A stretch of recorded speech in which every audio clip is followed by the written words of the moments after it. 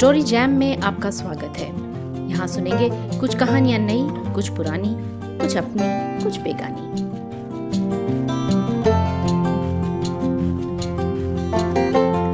बात अगर हिंदी व्यंग्यकारों की हो तो उनमें सबसे पहले नाम आता है हरिशंकर परसाई। परसाई जी के व्यंग्यबाण से कोई अछूता नहीं, नेता, प्रजा, पुलिस, समाज। लेकिन उनके सटायर्स का, उनके व्यंग का मकसद किसी का मजाक उड़ाना कभी नहीं था। उनका लेखन एक साफ आईने की तरह था, जो देखता था सो कह देता था, बिना किसी डर, राग या द्वेष के। आइए आज सुनते हैं हरिशंकर परसाई द्वारा लिखित टॉर्च बेचने वाले।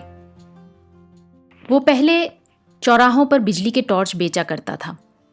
बीच में कुछ दिन वो नहीं दिखा, कल फिर दिखा, मगर इस बार उसने दाढ़ी बढ़ा ली थी और लंबा कुर्ता पहना था।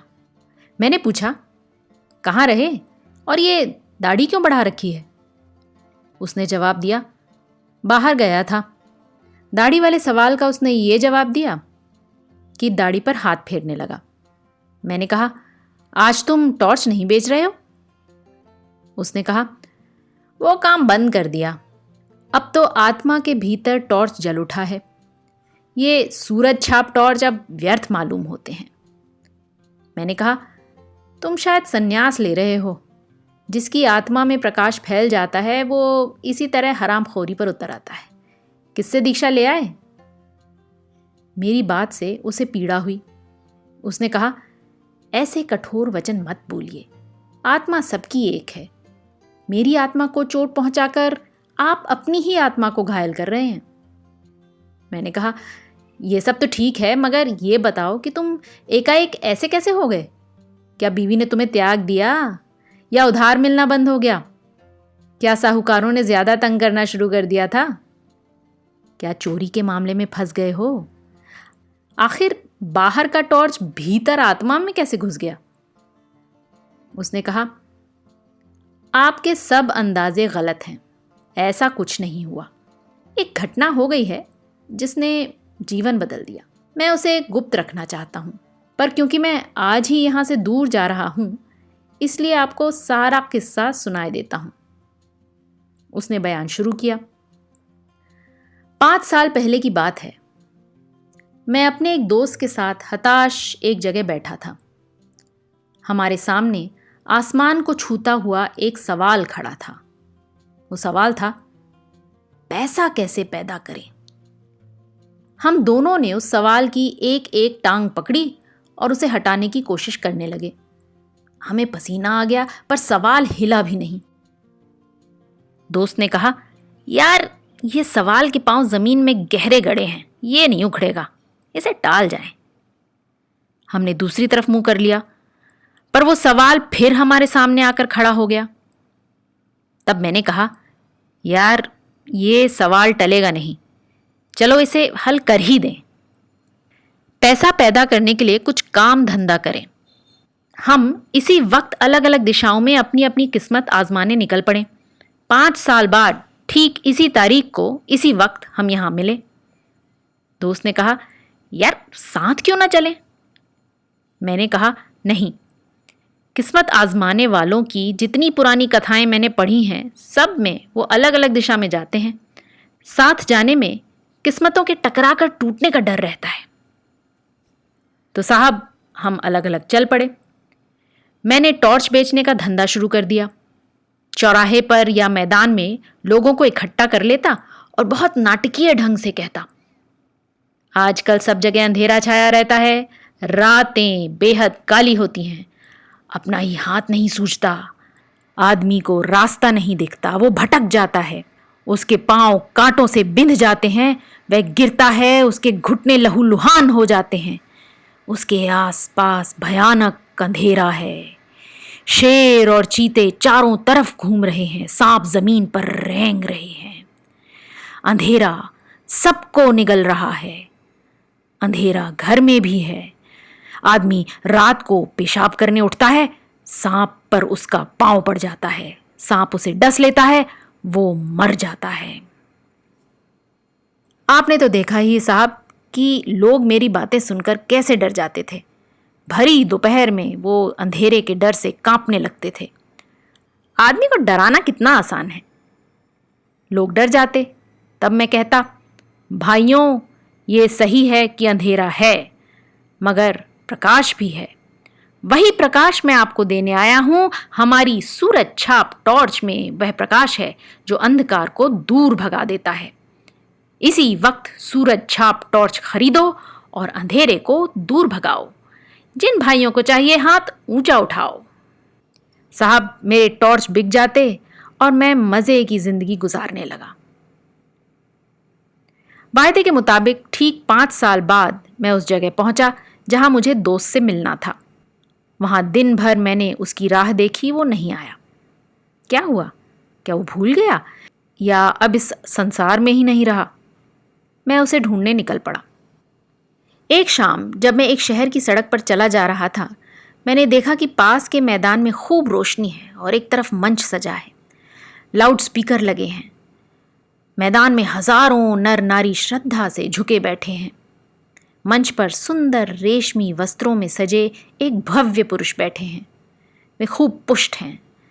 सवारी हुई लंबी दाढ़ी है और पीठ पर लहराते लंबे केश हैं। मैं भीड़ के एक कोने में जाकर बैठ गया।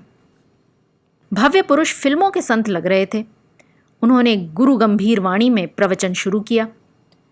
वे इस तरह बोल रहे थे जैसे आकाश के किसी कोने से कोई रहस्यमय संदेश उनके कान में सुनाई पड़ रहा है, जिसे वे भाषण दे रहे हैं। वे कह रहे थे, मैं आज मनुष्य को एक घने अंधकार में देख रहा हूं। उसके भीतर कुछ बुझ गया है। ये युग ही अंधकारमय है। यह सर्वग्राही अंधकार संपूर्ण विश्व को अपने उदर में छिपाए है। आज मनुष्य इस अंधकार से घबरा उठा है। वह पथभ्रष्ट हो गया है। आज आत्मा में भी अंधकार है। अंतर की आंखें ज्योतिहीन हो गई हैं, वे उसे भेद नहीं पाती। मानवात्मा अंधकार में घुटती है। मैं देख रहा हूं, मनुष्य की आत्मा भय और पीड़ा से त्रस्त है। इसी तरह वे बोलते गए और लोग स्तव्य सुनते गए। मुझे हंसी छूट रही थी। 1-2 बार दबाते दबाते भी हंसी फूट ही गई और पास के श्रोताओं ने मुझे डांटा। भव्य पुरुष प्रवचन के अंत पर पहुंचते हुए कहने लगे, भाइयों और बहनों, डरो मत। जहां अंधकार है वहीं प्रकाश है। अंधकार में प्रकाश की किरण है। जैसे प्रकाश में अंधकार की किंचित कालिमा है, प्रकाश भी है। प्रकाश बाहर नहीं है, उसे अंतर में खोजो। अंतर में बुझी उस ज्योति को जगाओ। मैं तुम सबका उस ज्योति को जगाने के लिए आह्वान करता हूं।